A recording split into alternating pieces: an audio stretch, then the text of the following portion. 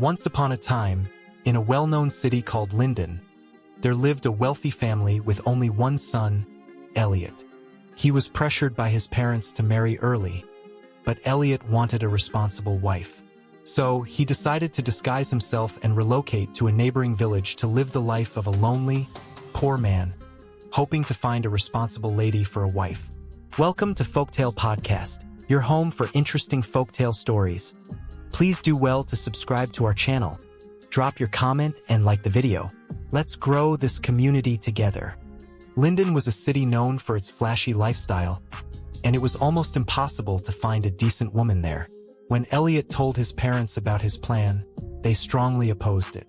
They could not imagine their son, the heir to such a massive empire, living in a poor village like a lonely, wretched man.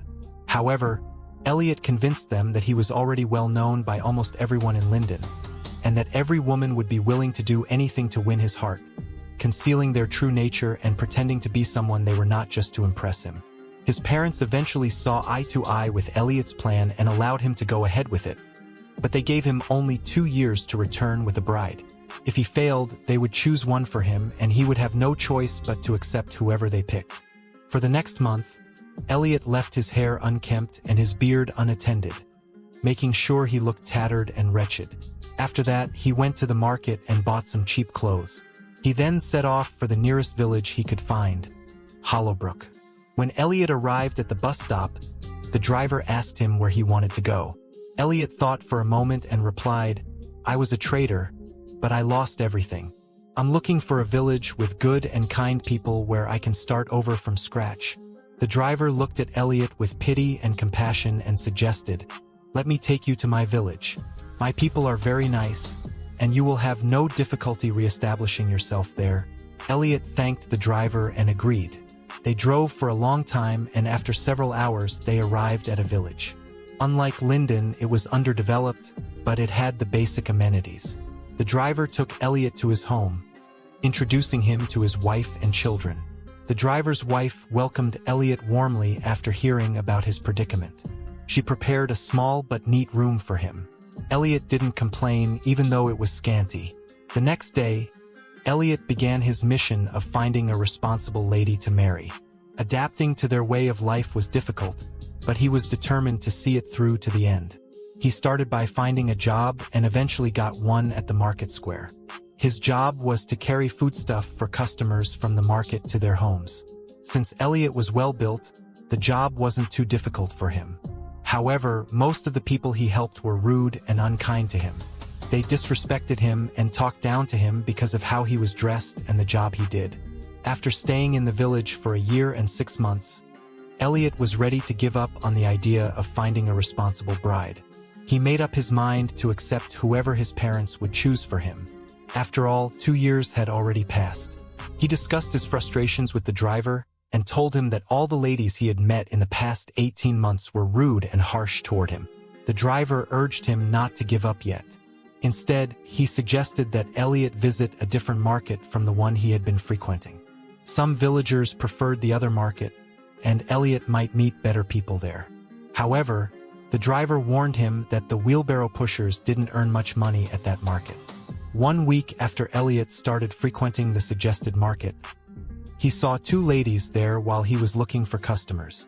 They had just finished buying quite a lot, so he ran to them, offering to help carry their purchases. Their names were Lydia and Grace. They obliged, but while Lydia was rude to Elliot, Grace was kind towards him. As he carried their purchases in his wheelbarrow to their house, Lydia warned him repeatedly to ensure that none of their items dropped on the floor. Grace, on the other hand, urged him to be careful as the road wasn't smooth. When they arrived at their house, Lydia went inside and instructed Grace to pack the items inside the store. Elliot offered to help her with the task. When he was done, he asked her, "Why is your sister rude to you? Why did she leave all the work for you?"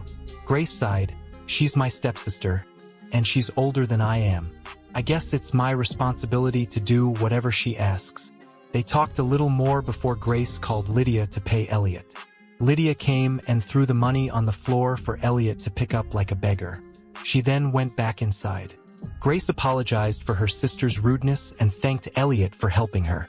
From their conversation, Elliot learned that Grace was an orphan. Her mother had died many years ago, and her father had taken in another wife, who was Lydia's mother. A few years later, her father had also passed away, leaving Grace at the mercy of her cruel stepmother, Helena. Grace was maltreated and ordered around like a servant. She did all the washing, cooking, and cleaning of the house. She had nowhere else to go, so she endured the hardship. Although Lydia was more beautiful than Grace, Elliot had already fallen deeply in love with Grace's personality. The next day, Elliot asked the driver's wife about Grace. The village was small and everyone knew each other. The driver's wife told Elliot that Grace was a very kind and humble lady, and almost everyone in the village loved and admired her. Elliot then asked, if she's loved and admired by everyone, why isn't she married yet? The driver's wife responded, Grace has many suitors, my dear, but Helena, her stepmother, is very wicked. Whenever a wealthy man comes to ask for Grace's hand in marriage, Helena insists that the man marry Lydia instead.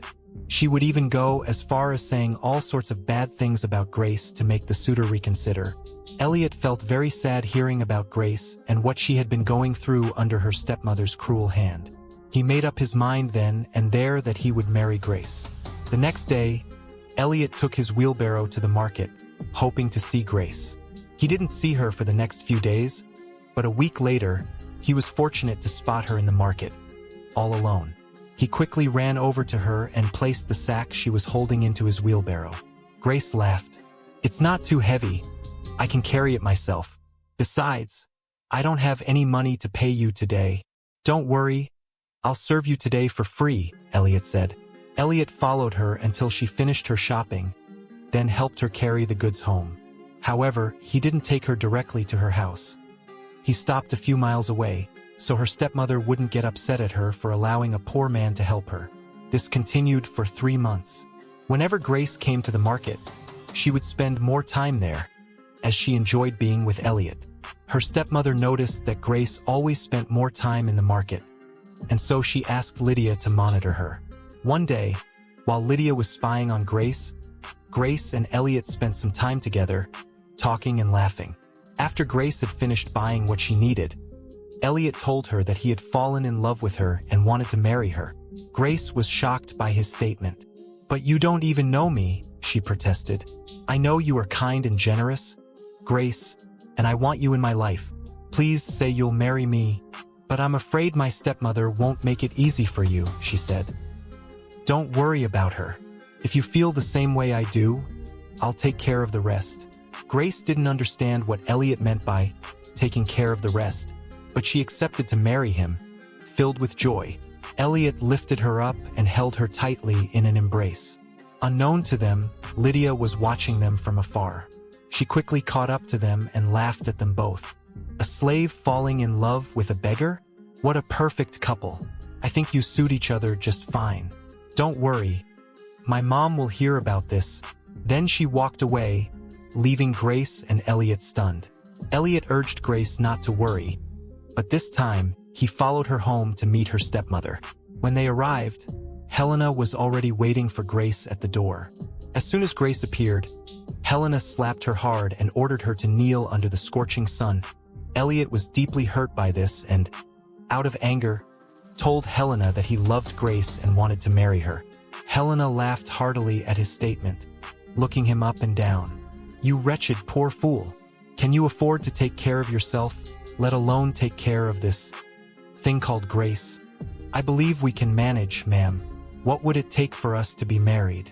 Elliot asked. Helena sneered.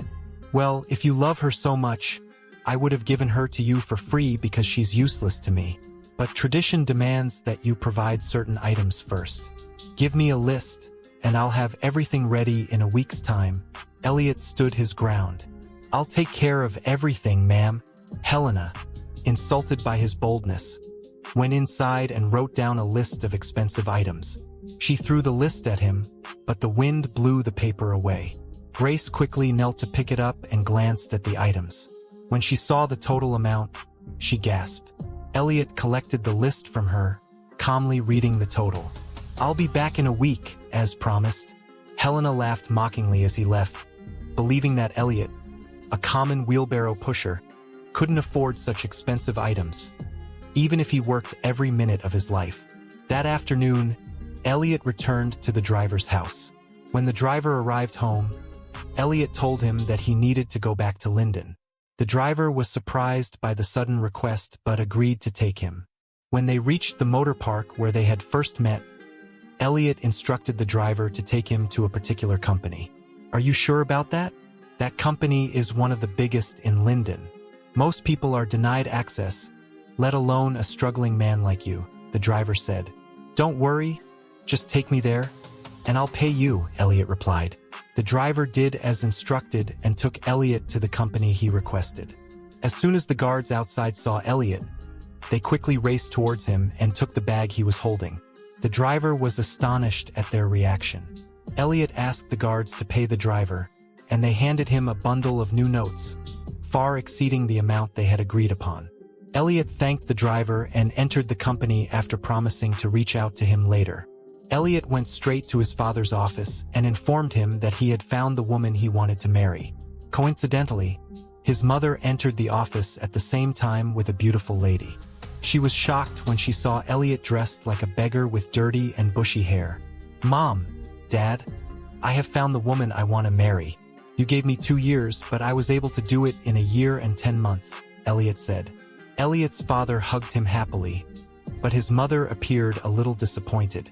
Immediately, the lady who came in with his mother heard what Elliot said and stormed out of the office, with his mother running after her.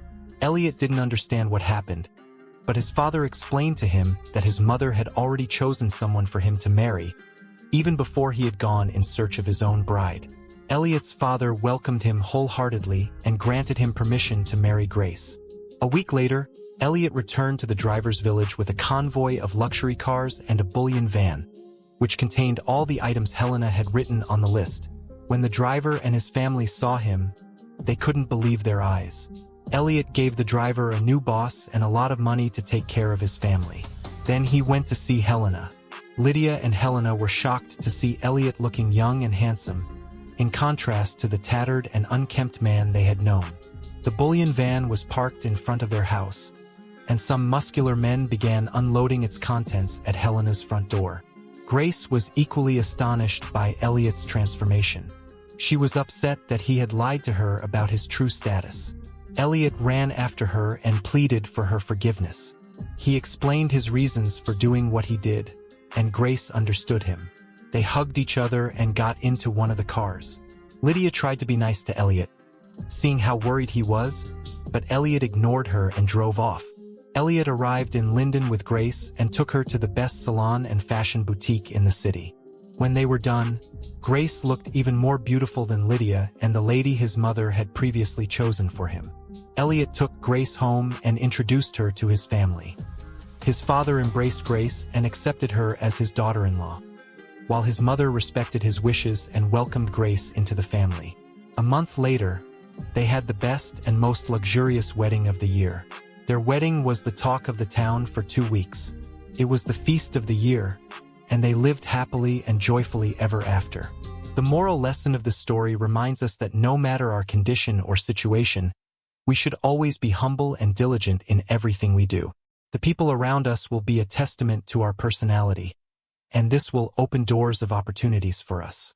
Many people will be willing to stand up for us, as the driver did for Elliot because of his kindness.